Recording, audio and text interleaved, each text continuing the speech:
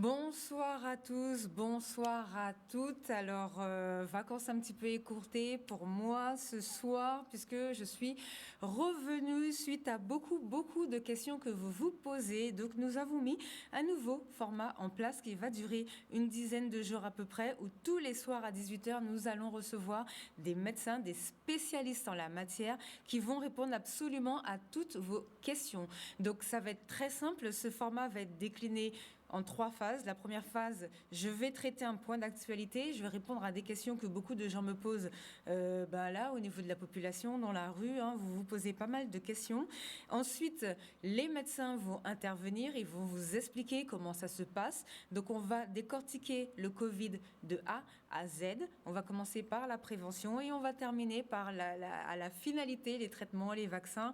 On va tout décliner en 10 points et ensuite on va ouvrir la ligne et vous allez pouvoir appeler pour poser vos questions. Par contre, on va vous demander quand vous appelez de respecter le thème par émission. Par exemple, ce soir, le thème, c'est la prévention du Covid. Ça veut dire que les spécialistes qui sont là sont des spécialistes qui vont parler de la prévention. Ça ne sert à rien d'appeler pour autre chose parce que ce ne sont pas les bonnes personnes et ils n'ont pas forcément les bonnes informations pour pouvoir vous répondre. Donc, on va filtrer un petit peu les appels, c'est-à-dire que si vous appelez pour autre chose, on va soit raccourcir ou soit vous dire que c'est pas possible. Comme ça, tous les gens qui veulent avoir des informations sur toute la prévention, commencez à vous préparer pour appeler, pour poser vos questions. Alors déjà, la première chose que je voulais vous faire passer comme information, c'est que j'ai constaté que beaucoup de personnes d'entre vous étaient étonnées suite à la dernière manifestation. Il y a eu une interview où des intervenants ont expliqué que si on vient d'attraper le Covid, il ne faut pas se faire vacciner tout de suite. Eh bien, c'est vrai. Nous allons vous montrer un extrait du ministre de la Santé, Olivier Véran, qui a dit le 2 juin, lorsqu'il est passé dans le journal télévisé sur TF1, information importante pour des millions de Français qui ont déjà contracté le Covid, avec ou sans symptômes. Même si c'était il y a plus de 6 mois, une seule dose de vaccin est nécessaire. Des tests sérologiques rapides pourront être proposés dans les centres de vaccination et plus de détails en vidéo. Vous avez raison, on pense même qu'il y a peut-être un cinquième, un quart de la population qui a eu le Covid, certains sans le savoir, avec une forme asymptomatique. Et donc nous disons à ces Français qui ont eu le Covid, parce qu'ils ont eu une PCR positive ou une sérologie positive, que désormais ils n'ont besoin que d'une dose, quel que soit le moment où ils ont eu le Covid, qu'ils l'aient eu il y a 3 mois ou qu'ils l'aient eu il y a 1 an. Et pour simplifier encore la démarche pour les Français qui ne savent pas finalement s'ils ont eu le Covid, peut-être que vous l'avez eu sans le savoir, Gilles Boulot, si vous vous présentez en centre de vaccination, on simplifie. Vous avez raison, on pense même qu'il y a peut-être un cinquième, un quart de la population qui a eu le Covid, certains sans le savoir, avec une forme asymptomatique. Et donc nous disons à ces Français qui ont eu le Covid, parce qu'ils ont eu une PCR positive ou une sérologie positive, que désormais ils n'ont besoin que d'une dose, quel que soit le moment où ils ont eu le Covid, qu'ils l'aient eu il y a 3 mois ou qu'ils l'aient eu il y a 1 an. Et pour simplifier encore la démarche pour les Français qui ne savent pas finalement s'ils ont eu le Covid, peut-être que vous l'avez eu sans le savoir, Gilles Boulot, si vous vous présentez en centre de vaccination pour votre première injection, au cours du mois de juin, on va équiper les centres avec ce qu'on appelle des tests sérologiques rapides. On vous pique le bout du doigt, au bout de 10-15 minutes, on vous détecte ou pas des anticorps. Si vous avez des anticorps, ça veut dire que vous avez eu le Covid, peut-être sans le savoir, et dans ce cas-là, la seule dose, la seule injection que vous aurez eue suffit à vous protéger. Donc ça, c'est une très bonne nouvelle qui simplifie, qui permet encore d'amplifier notre stratégie vaccinale. Voilà, donc ça, ce sont les informations et ce qui est mis en place au niveau des centres de vaccination normalement. Donc là, on a 2 documents qu'on va vous présenter qui s'appellent des DGS urgents. Donc ce sont des documents distribués par le ministère de manière à ce que les médecins et les centres de vaccination puissent savoir comment ça fonctionne et il est bien clairement indiqué. C'est à destination des professionnels sur le territoire national. Par contre, il est clairement indiqué que l'évolution de la doctrine concernant la vaccination des personnes ayant déjà été infectées au STRAV-CoV-2 pour les personnes déjà infectées peuvent, sur présentation d'un justificatif comme un test PCR ou une sérologie positive, valider leur schéma vaccinal avec une seule dose de vaccin. Cette consigne est désormais valable, quelle que soit la date de l'injection. Et dans le deuxième document, donc c'est le DGS urgent du 5 août 2021, il est encore plus précisé que le déploiement des tests de sérologiques depuis le 15 juin dans l'ensemble des centres de vaccination est ouvert aux 12-55 ans immunocompétents, à l'exception de ceux qui disposent d'une preuve d'infection passée de la Covid-19. Et c'est également utilisable pour les usagers plus âgés, à leur demande et selon l'appréciation du professionnel de santé responsable de la vaccination. Il est particulièrement important de réaliser ce test chez les jeunes plus exposés au virus et plus propices à faire des formes asymptomatiques. Pourquoi ils ont mis ça en place? Déjà, c'est pour soulager la vaccination. Donc, ça permet de diriger à peu près 6 millions de personnes qui ont déjà été précédemment contaminées vers le schéma pour une seule dose d'injection.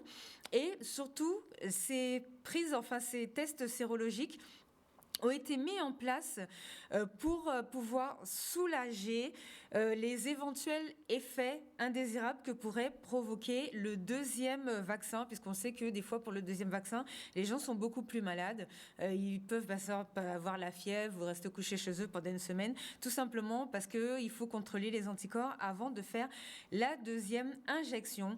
Nous, de notre côté, donc on peut revenir à l'antenne, de notre côté, nous avons contacté le ministère de la Santé pour leur demander à quelle date les tests ont été envoyés en Guadeloupe et dans les territoires d'outre-mer, ce à quoi il nous a répondu que les tests sérologiques n'ont pas été envoyés en outre-mer pour la simple bonne raison que il y a souvent la dengue et que le test peut être positif au cas où vous avez déjà la dengue en même temps. Donc, moi, je vous conseille, mais on reposera la question, de toute façon, nous avons des spécialistes ce soir, peut-être de plus faire le test de sérologie directement chez votre médecin traitant. Donc, voici l'information que je voulais faire passer pour ce soir et je vous présente les intervenants.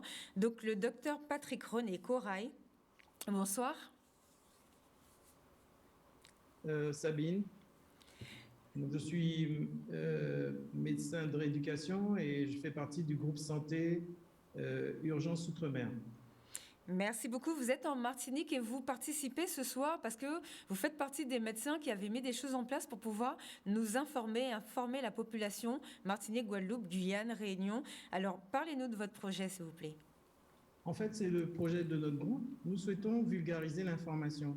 Souvent, la trajectoire du patient est un peu dans la face cachée sur les connaissances de nos concitoyens. Il était important qu'à chacune des phases, on puisse expliquer ce qui est fait, ce qu'on fait et ce qu'on partage avec les patients qui nous sont confiés. Voilà, donc vous allez, comme vous l'avez dit, déployer le dispositif depuis la prévention du risque Covid jusqu'à, au final, la recherche et les innovations qui sont toutes en cours dans le monde entier, en passant par la prise en charge aux urgences, en réanimation, en rééducation, la prise en charge du Covid long, le diagnostic sérologique, la phase de diagnostic. Voilà. Et ce soir, on a voulu, avec mes 3 collègues, inventorier déjà, sur le volet de la prévention, déjà la vaccination et aussi répondre à des questions de base, comme qu'est-ce que c'est que le virus. Et puis aussi voir quels sont les facteurs, alors ça c'est le professeur Césaire, et quels sont les facteurs qui peuvent déterminer une sensibilité particulière chez les individus dans nos régions. Et ça, ce sera le docteur Merle qui va aborder ça.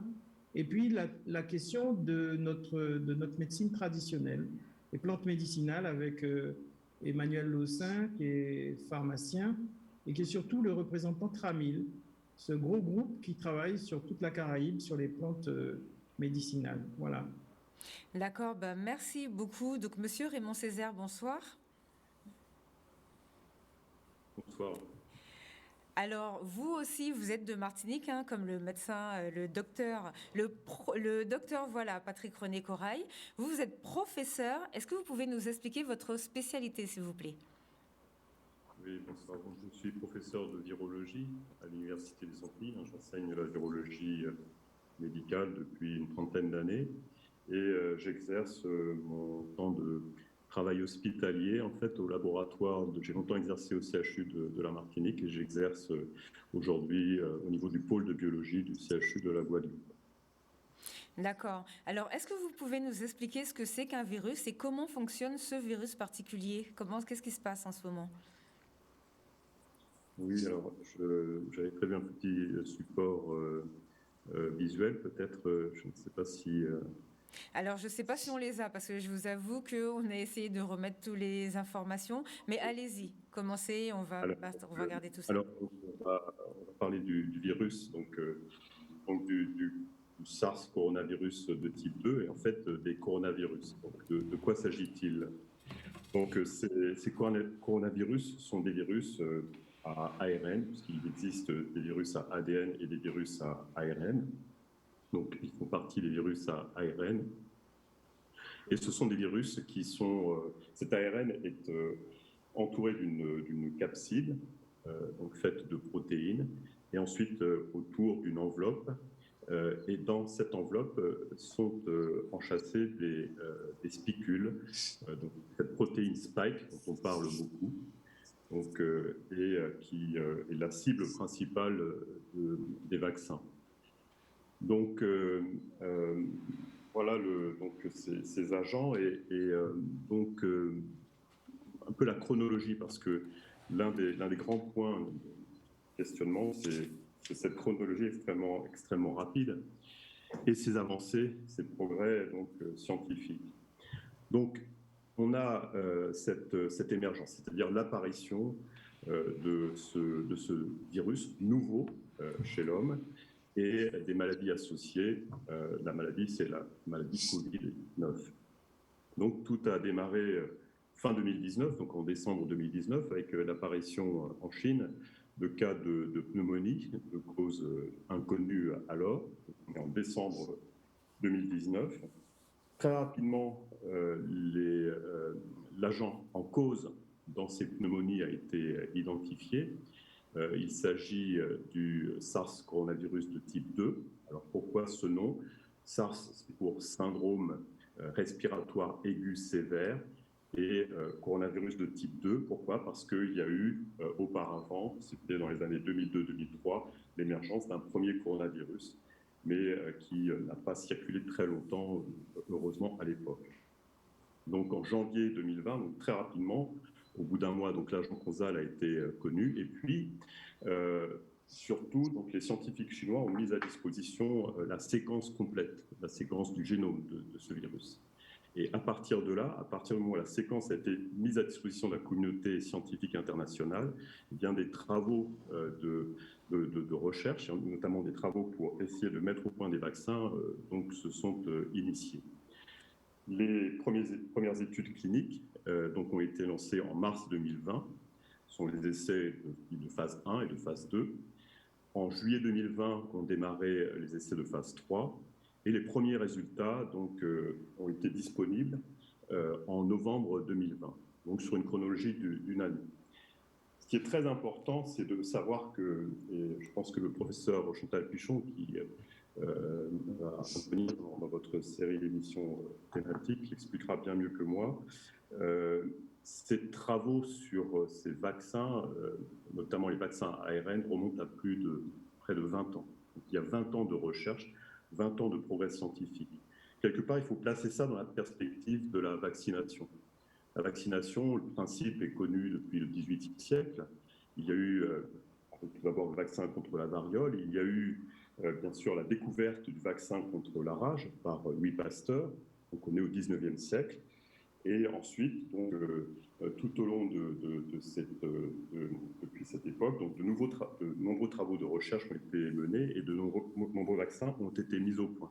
Donc ça, il faut replacer cette perspective, c'est que les vaccins aujourd'hui, on le sait, sauvent chaque année des millions de vies et nous préservent de nombreuses maladies, de nombreux fléaux que sont des maladies infectieuses pour lesquelles on a pu mettre au point un vaccin. Et donc, c'est la raison pour laquelle, alors, sur cette diapositive, vous voyez les coronavirus. Donc, ces virus qui, à gauche, c'est une photo en microscopie électronique, parce qu'on parle de virus. Un virus, qu'est-ce que c'est? C'est extrêmement petit. On est dans quelque chose qui est 10 fois plus petit qu'un millimètre.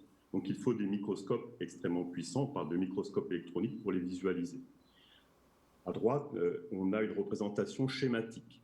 On voit en rose ici, donc dans ce dessin, cette molécule d'ARN qui va coder qui est le génome du virus, qui va coder différentes protéines du virus.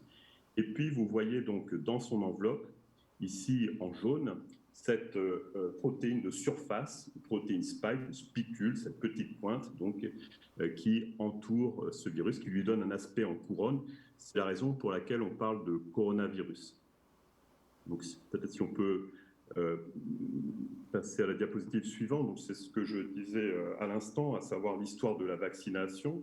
C'est 2 siècles de progrès médical et de progrès scientifique, et un progrès qui s'est encore accéléré cette dernière année, donc avec, en décembre 2020, les premiers résultats concernant un vaccin efficace, à efficacité démontrée contre les coronavirus, SARS-coronavirus de type 2. Donc c'est la chronologie, hein, donc décembre 2019, la déclaration par l'OMS d'une épidémie de pneumonie en Chine, la découverte très rapide de l'agent en cause, ce SARS-coronavirus de type 2, les premiers essais cliniques de phase 1, phase 2, puis de phase 3.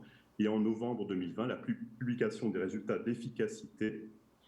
Alors, les essais de phase 1 et de phase 2, c'est pour donc, c'est de mise au point, et donc des études de tolérance. Les essais de phase 3, c'est vraiment la démonstration de l'efficacité à partir de dizaines de milliers de volontaires, groupes vaccinés, groupes placebo. Et donc, les études ont montré une efficacité de 95% dans la prévention des hospitalisations. Alors, je vous coupe, hein. Je vous coupe parce que du coup, même moi, je ne m'attendais pas à cette information. Ça veut dire que là, vous êtes en train de me dire qu'avant qu'ils mettent les autorisations du vaccin sur le marché, ils avaient déjà vu, et c'est vrai qu'ils ont toujours dit que ça aide contre les formes graves. Ça, ils l'ont toujours dit depuis le départ, que ça n'aide pas, enfin, ça n'empêche pas la contamination et tout, mais que ça joue beaucoup sur les formes graves. Et ça, ils l'ont découvert avant même de mettre les vaccins sur le marché ? Tout à fait. Ça, c'est la chronologie. C'est qu'il y a d'abord eu des essais, des études, des essais cliniques, et notamment ces essais de phase 3 qui ont été menés dans différents pays, qui ont inclus des dizaines de milliers de volontaires. Donc, on est là courant 2020. Et ce qui a été démontré, c'est... On va mettre le développement avec les différentes phases. L'efficacité en termes de protection par rapport aux hospitalisations et aux décès. Et c'est sur la base de ces éléments scientifiques, de preuves d'efficacité, que les autorisations ont été données. Effectivement, c'est la chronologie. Autorisation par les différentes agences, dont l'Agence européenne du médicament, par exemple. Donc, on a le premier vaccin qui a été autorisé en décembre 2020, c'est le vaccin Pfizer, puis d'autres vaccins ont été autorisés début 2021. D'accord, merci pour ces explications. Alors, Madame Sylvie Merle, donc vous travaillez aussi en Martinique et vous allez nous expliquer ce qui est déterminant au niveau de notre santé dans nos régions, quels sont les facteurs à risque que nous avons et ce qu'il faudrait faire au niveau de la prévention. Bonsoir, alors je me présente, effectivement, je suis médecin de santé publique, praticien hospitalier au CHU de Martinique et j'exerce mon activité moitié au CHU de Martinique dans le service de recherche clinique et moitié à l'Observatoire de la santé de la Martinique qui a été amené dans les années précédentes à réaliser différentes études qui permettent de mieux connaître l'état de santé de la population, plus précisément pour nous de la Martinique. Alors les chiffres d'ailleurs que je vais vous donner, je vais bien sûr plus détailler la situation de la Martinique, mais il faut savoir que les indicateurs de santé dont on va parler là sont quasiment les mêmes en Guadeloupe également. Donc on peut considérer que ce que je vais vous dire correspond à la situation des habitants des Antilles. D'accord. Alors il faut assez vite, on a, notamment parce que cette maladie a touché de très nombreuses personnes, assez vite, on a pu identifier des personnes qui sont à risque de développer des formes graves, parce que effectivement, cette infection, le plus souvent, elle peut être asymptomatique ou elle peut entraîner quelques signes, mais très légers, notamment chez les gens les plus jeunes. Mais on a très vite identifié qu'il y avait des personnes qui étaient plus à risque de faire des formes graves. Les formes graves, c'est celles qui vont faire que vos poumons, par exemple, ne vont plus plus fonctionner normalement, que vous allez avoir besoin d'oxygène et que si la situation continue à évoluer, vous avez besoin d'être hospitalisé en réanimation. Et là, on sait que le risque de décès est augmenté. Donc, en termes de santé publique, c'était important d'arriver à identifier quelles étaient les personnes qui étaient à même de développer des formes graves. Alors, tout d'abord, bien sûr, il y a toutes les personnes qui sont fortement immunodéprimées, soit constitutionnellement. Il y a certaines maladies qui font que il y a des personnes qui ont un système immunitaire très très défaillant, ou du fait de traitements médicamenteux. Quand on a par exemple une greffe, on doit prendre des médicaments immunosuppresseurs. Quand on a certains types de cancers, on a aussi des médicaments, des traitements qui vont faire que l'immunité va être altérée. Donc dans ces conditions-là, effectivement, et de toute façon, toutes ces personnes-là, très vite, ont été informées par les médecins qui les suivaient qu'il était très, très important pour elles de se protéger et de se tenir le plus à l'écart possible de ce virus. Alors ça, c'est les personnes qui ont vraiment le risque le plus élevé.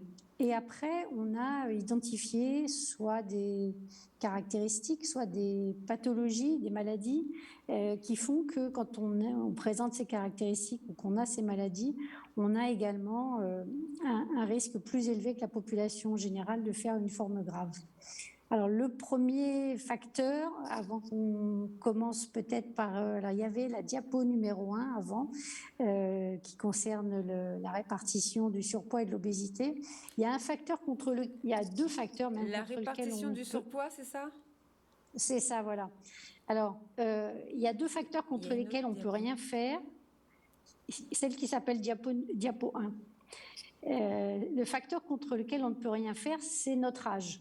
Puisque ça, on ne peut pas le modifier. Donc, on sait depuis plusieurs mois qu'on étudie cette maladie que les personnes qui ont 65 ans et plus sont beaucoup plus à risque de faire des formes graves que les personnes qui ont 30 ans ou 35 ans.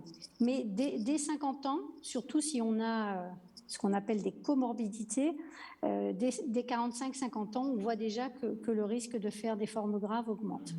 Alors, ce qui nous caractérise, voilà, merci. Ce qui nous caractérise aux Antilles, c'est le fait qu'on a une forte proportion de surpoids et d'obésité dans la population générale. Alors, je ne sais pas si c'est facile à lire. Donc, en fait, ce qu'il faut voir là, donc le premier trait, c'est l'ensemble de la population. Le deuxième trait, ce sont les hommes, et ensuite, ce sont les femmes. Et les couleurs, quand c'est bleu, c'est-à-dire qu'on a un poids qui est normal par rapport à sa taille.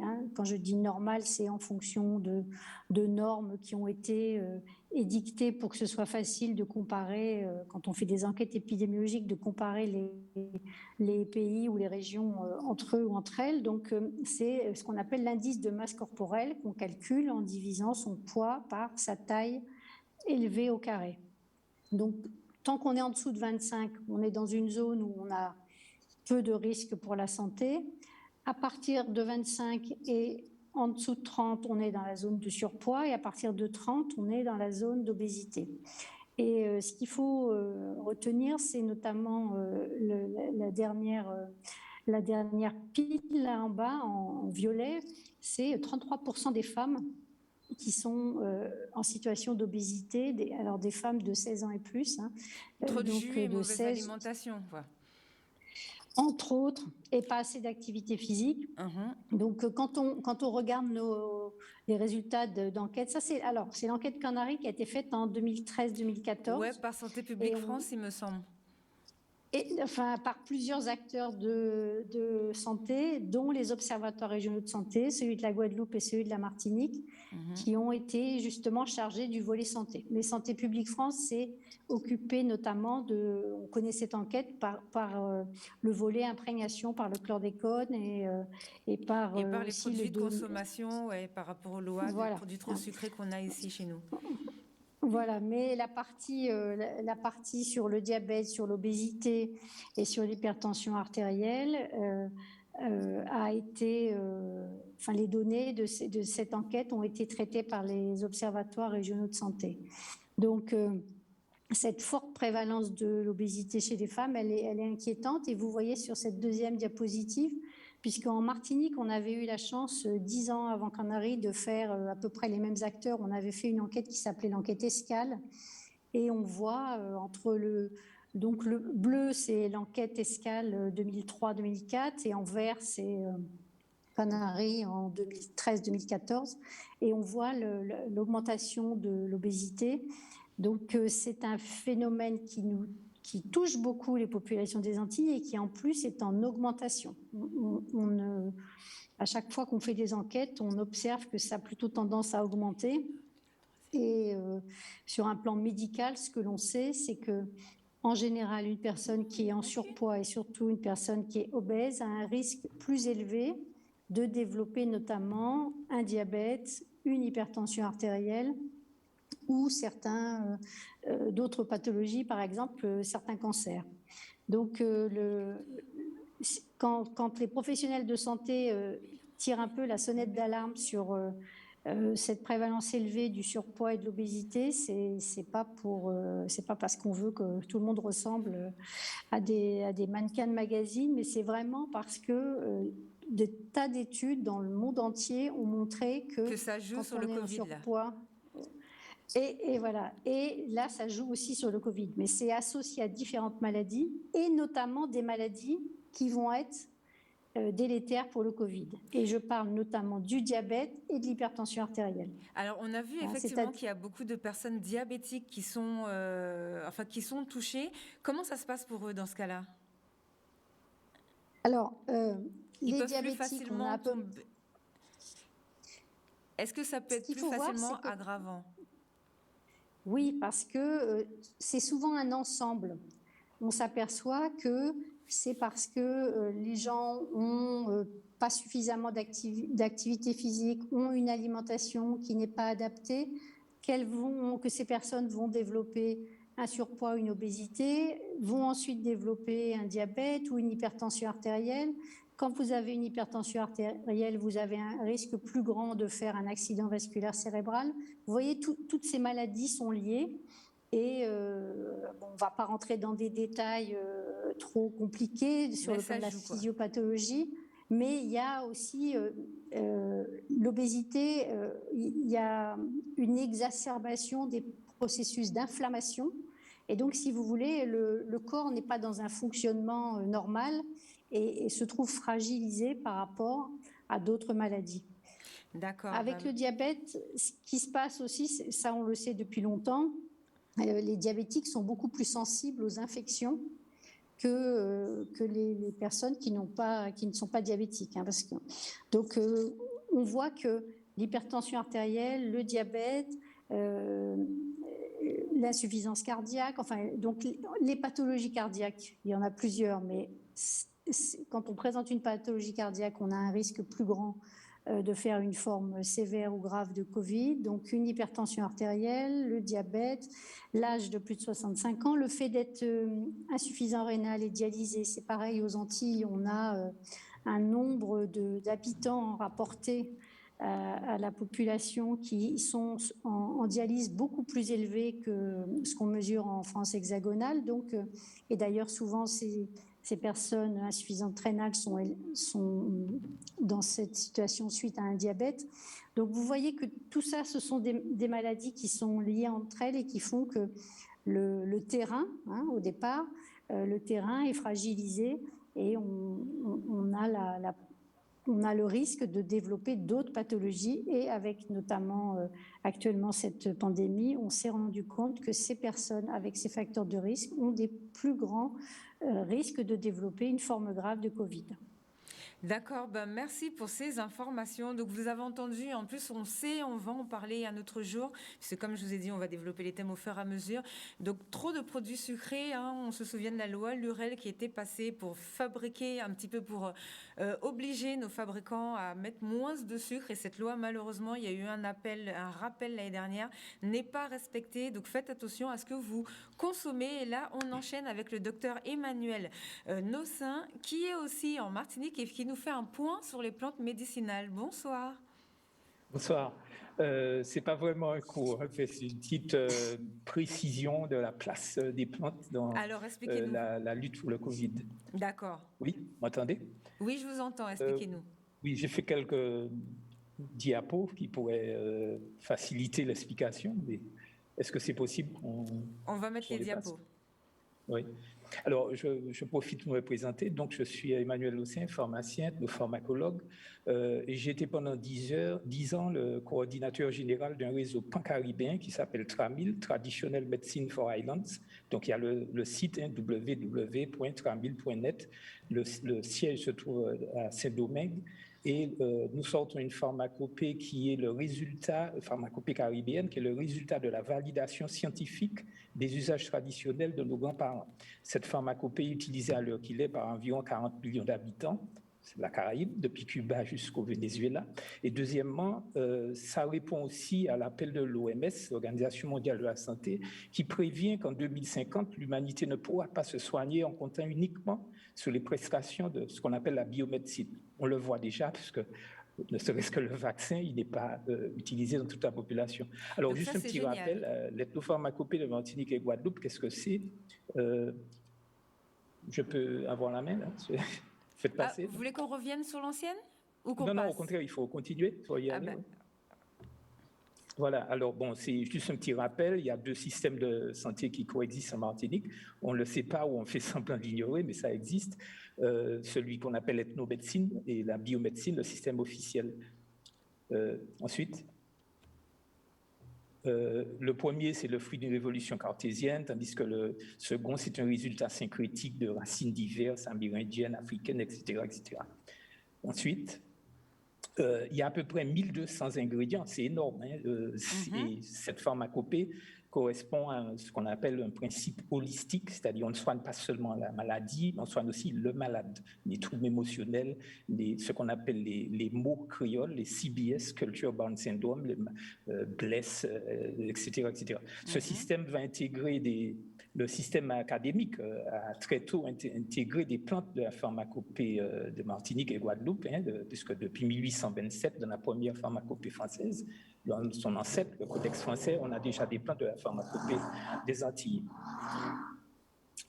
Dans la foulée du Grenelle de l'environnement, c'est une petite piqûre de rappel, en 2009, le pouvoir central a reconnu l'existence de la pharmacopée des Outre-mer. Bon, c'est pas mal, ça veut entrer dans la pharmacopée française, il faut faire la validation des propriétés biologiques et l'innocuité, c'est-à-dire la non-toxicité.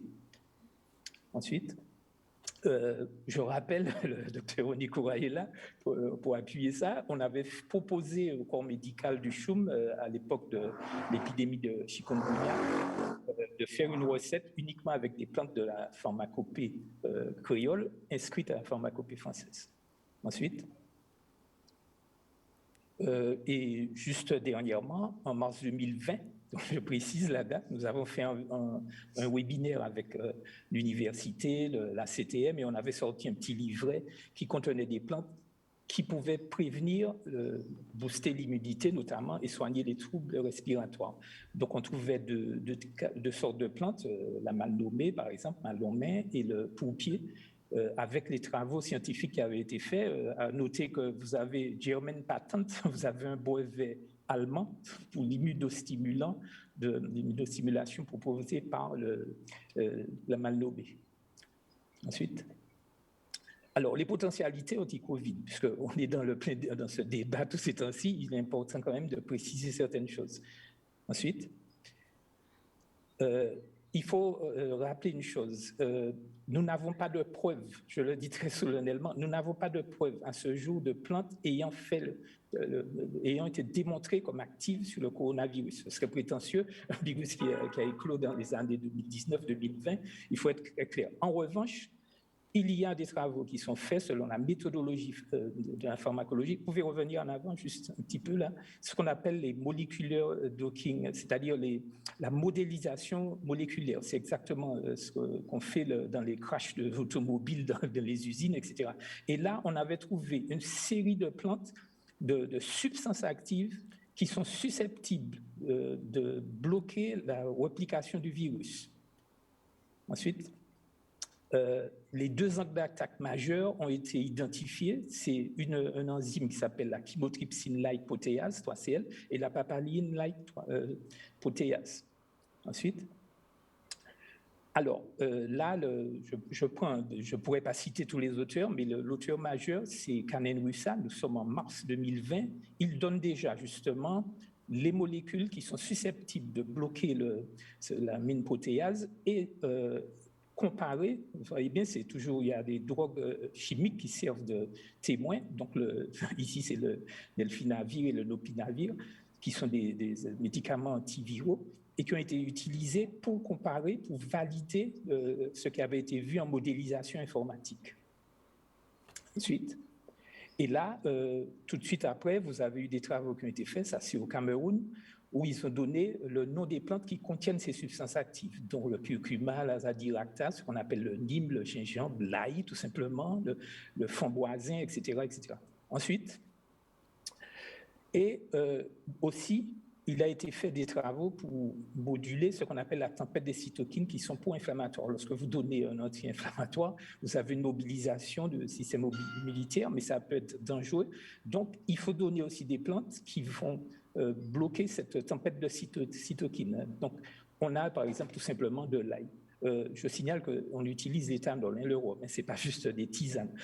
Pour inhiber la papaine-like protéase, qui est le deuxième moyen de développement de réplication du virus, il y a des plantes tout simplement comme le nîmes. Et là, vous voyez, c'est un article qui est daté de 2021. C'est-à-dire la recherche, elle est permanente sur les moyens de bloquer, de prévenir l'infection. Ensuite, la conclusion de tout cela, ensuite,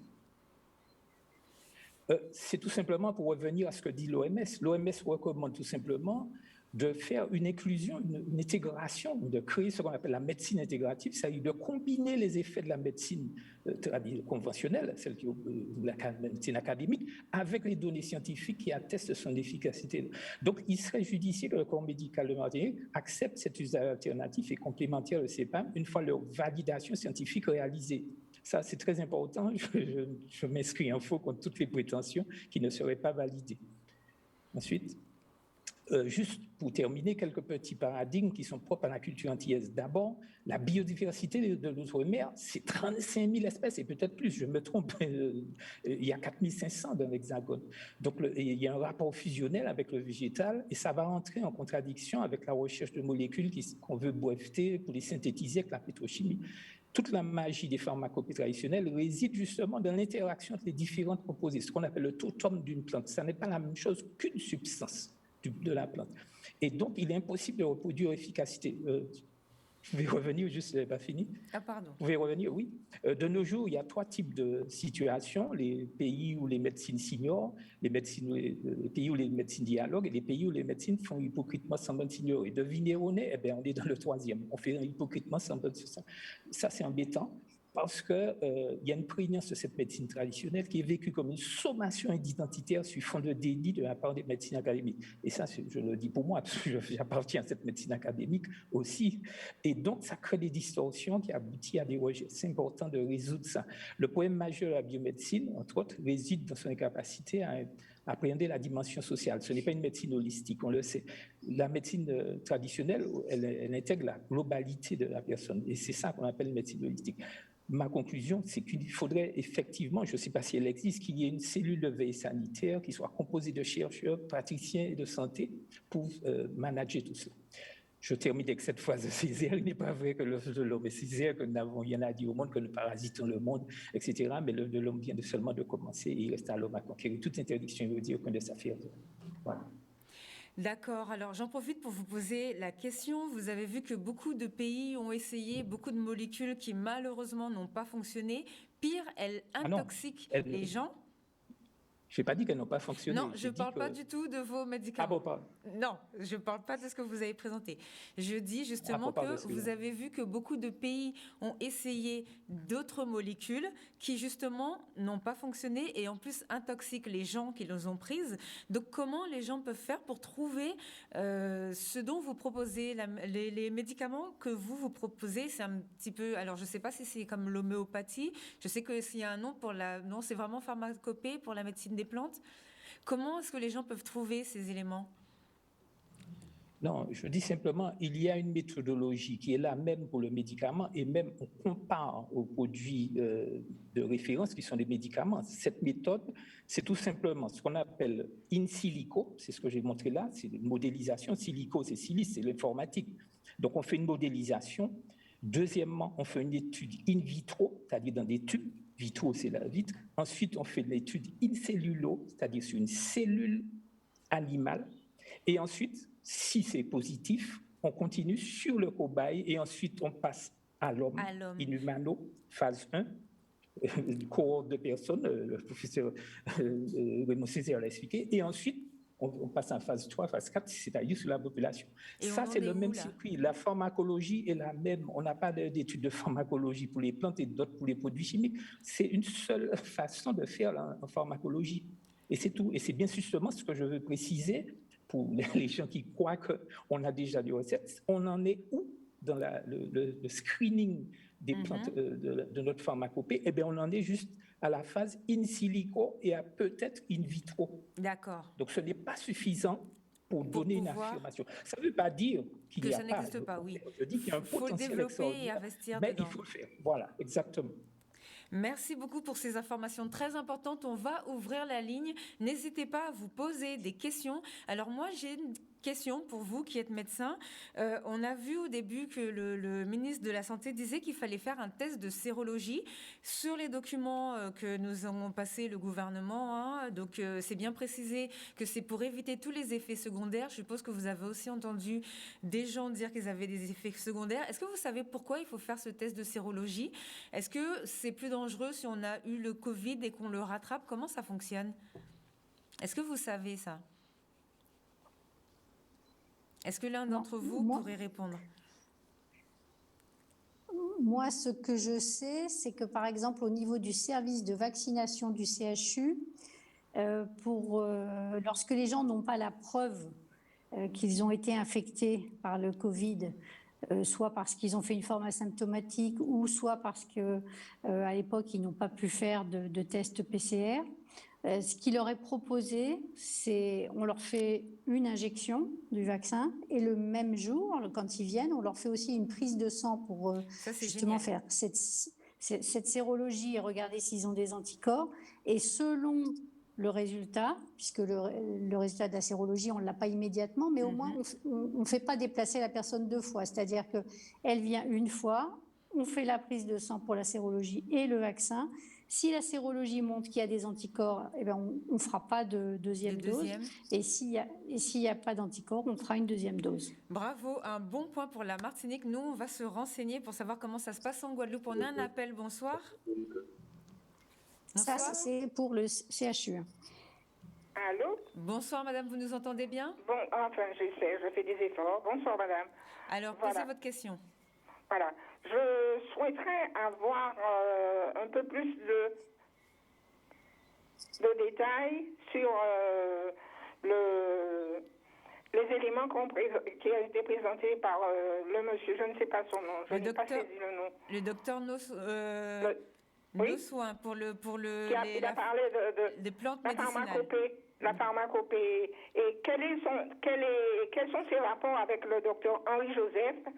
Et parce qu'il n'a pas parlé du docteur Henri Joseph, et systématiquement, j'ai constaté qu'on occultait complètement les travaux du docteur Henri Joseph. Non, alors, non, pas du tout, madame. S'il vous plaît, vous me laissez parler? Oui, allez-y. j'aurais aimé que ces gens se présentent sur le plateau et qu'on fasse un débat pour nous éclairer, que nous ayons encore plus confiance, parce que le Guadeloupéen a confiance dans le docteur Henri Joseph. Le monsieur qui vient de parler, j'ai saisi beaucoup de choses de ce qu'il a dit, des choses, je ne suis pas scientifique, mais comme je suis une passionnée, j'ai suivi ce qu'il a dit. J'aurais aimé que le film repasse, ou qu'il vienne à nouveau sur le plateau, enfin je ne sais pas, à vous de voir, mais ça aurait été, j'apprécie. Bon.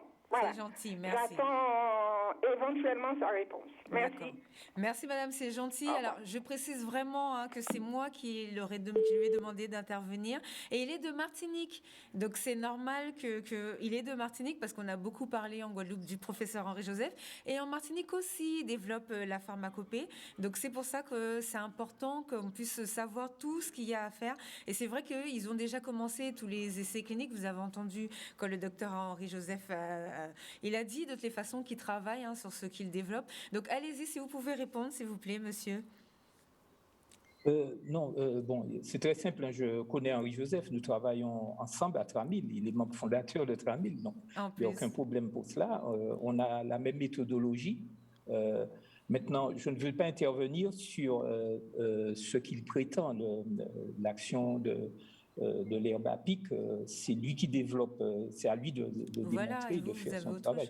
Moi, je ne fais que répertorier les essais qui sont validés au niveau international à ce jour avec des publications. Parce que dès qu'on donne un usage, il est de règle de sortir un article qui est critiqué par toute l'aérosphère scientifique du globe. Donc, s'il donne des résultats, moi, ça ne change rien à notre amitié. Voilà, j'applique la même méthodologie pour qui que ce soit. Ce serait mon frère jumeau. Je lui dirais la même chose. Nous faisons 6 ans d'études de pharmacie. On nous apprend, c'est le cœur de métier de la pharmacie, c'est la pharmacologie, c'est-à-dire que les tests dans cet ordre-là, in silico maintenant, in vitro, in cellulo, in animo, in humano. S'il n'y a pas ça dans la suite, comme c'est fait là, ça n'est pas valable. On ne pense pas en pharmacologie, on ne croit pas, on démontre. Merci de le préciser parce que justement, beaucoup de gens ne comprennent pas en ce moment. On est dans une période où on leur explique qu'il y a des choses qui sont essayées et que ça ne fonctionne pas. Donc, quand ça ne fonctionne pas, ça ne fonctionne pas. Et bien évidemment, je ne parle pas là spécialement pour nos médicaments à nous, mais en ce moment, tout le monde essaye beaucoup de molécules et c'est très dangereux. Donc, faites attention et écoutez ce que vous disent vos médecins. Bonsoir, on a un deuxième appel. Bonsoir. Oui, bonsoir. Posez votre question, monsieur, sur la prévention du Covid. Qu'est-ce que vous voulez savoir? Alors, voilà, j'ai un petit souci en ce qui concerne le croisement, parce que nous avons des spécificités dont on parle tout le temps. Par contre, il y a une spécificité dont on ne parle pas et sur laquelle je ne retrouve aucun article dans les recherches. C'est le croisement qu'il y a entre notre taux de chlordécone et le virus, et notre taux de chlordécone et la vaccination. Normalement, il devrait y avoir des études croisées qui devraient nous indiquer quels sont les effets par rapport à notre taux de chlordécone. Comme on sait que 95% des populations de la Martinique et de la Guadeloupe ont un taux de chlordécone plus ou moins important, il doit y avoir des effets croisés entre la contamination du virus, puisque ça peut nous rendre immunodéprimants, voilà. Et aussi, quelle est l'action de la vaccination par rapport justement à ce chlordécone dont on ne connaît pas jusqu'aujourd'hui les effets secondaires. Et on n'a pas fait d'études à ce sujet et on nous vaccine à tort, à travers, sans savoir quels sont les effets croisés. Merci, monsieur, pour votre question. Alors, c'est Madame Merle qui pourrait répondre, ou bien qui peut répondre à cette question? Peut-être intervenir, oui. Enfin, je pense que ce sont deux sujets, ce sont deux problèmes sanitaires distincts. Monsieur Césaire, merci. Et le problème du coronavirus. Là, nous sommes dans une pandémie, donc aucun continent, aucun pays n'est épargné. Ce que nous observons en Guadeloupe, en Martinique, c'est ce qu'on observe partout dans le monde. Aujourd'hui, l'épidémie touche des personnes qui sont non vaccinées. Le point important, ce que l'on sait, c'est que près de l'ordre de 8 à... Enfin, la vaccination diminue le risque d'hospitalisation et de mortalité de près de 8 à 10 fois. Donc ça, c'est un point aujourd'hui qui est démontré. La vaccination réduit aussi la contagiosité, la transmission d'un facteur 3. On divise par 3 la transmission. On est face à un ennemi aujourd'hui, qui est ce SARS coronavirus de type 2. C'est notre ennemi. Face à un ennemi aussi redoutable, nous devons mettre de notre côté tous les moyens dont nous disposons. Moi, personnellement, en tant que virologue, je pense que les travaux du TRAMIL sont extrêmement intéressants. Ce sont des pistes de recherche qui sont extrêmement intéressantes. Et comme l'a dit le docteur Nossin, il faut que l'on se rapproche entre médecine traditionnelle et biomédecine, qu'on pourrait appeler aussi médecine fondée sur les preuves. En anglais, l'evidence-based medicine. Donc, il y a des potentialités. Il faut qu'il y ait des moyens qui soient donc mis à disposition pour développer ces travaux de recherche, en lien avec le TRAMIL, en lien avec l'université, en lien avec les chercheurs de nos territoires. Mais ce qu'il faut bien comprendre aujourd'hui, c'est qu'il y a une arme dont l'efficacité est démontrée et qui est la vaccination. Et ça, je pense que c'est un point essentiel, c'est que nous devons mettre de notre côté tous nos atouts, toutes nos chances, et nous devons avancer vers la vaccination. Aujourd'hui, dans le monde, on a 2,5 milliards de personnes qui sont vaccinées, c'est-à-dire un tiers de la population mondiale. Je crois que c'est une problématique planétaire. Nous sommes touchés comme tous les pays autour de la planète, et nous devons vraiment avancer, nous protéger contre ce virus. Alors, on évoque aussi la question des variants, c'est-à-dire qu'un virus, bien, il se multiplie, il se transmet. Et plus il se transmet, plus il circule, plus il évolue. Et nous devons absolument essayer de restreindre au maximum sa circulation.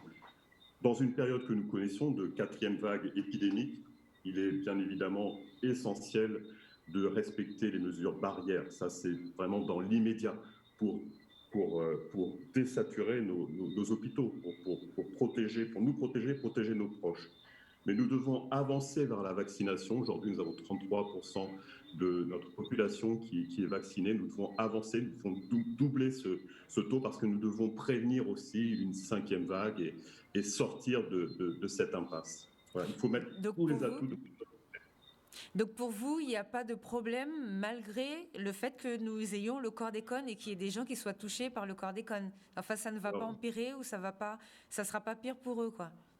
Alors, je pense que le chlordécone est un problème sanitaire majeur qui nous a touchés dans nos territoires. Et là, je pense que nous sommes frappés là par un virus. Et le virus, il circule partout dans le monde. Et il envoie des gens à l'hôpital partout dans le monde. Et il y a des personnes qui malheureusement décèdent. Nous avons tous des proches qui sont aujourd'hui concernés. Et l'arme la plus efficace aujourd'hui que nous avons à disposition, ce sont les vaccins qui sont autorisés. Voilà. Maintenant, je rejoins tout à fait le docteur Nossin, qui l'a très très bien expliqué. Il y a les études de phase 1, phase 2, phase 3, phase 4. Il faut s'appuyer sur notre pharmacopée traditionnelle. Il faut écouter ces spécialistes. Mais dans l'immédiat, l'urgence, c'est de se protéger par la vaccination. Je voudrais... Allez-y. Je voudrais compléter, Sabine, le propos. En fait, on a essayé avec M. Nossin à une période d'utiliser la pharmacopée quand on s'est trouvé en échec sur des patients ayant des chikungunya très évolués. Et on a pu améliorer ces patients parce qu'il n'y avait plus de ressources thérapeutiques. Mais ce type de projet, rares sont les équipes médicales qui passent à une forme de phase 2, quoi, si vous voulez, alors qu'on n'a pas fait les phases 1. Voilà. Donc, il faut absolument que là-dessus, nos équipes de recherche essayent d'avancer parce qu'il y a des résultats, mais il faut qu'on s'y mette. Mais ce que je voulais vous dire, c'est qu'actuellement, on a affaire à un serial killer. Il va chercher les êtres humains partout où ils se trouvent.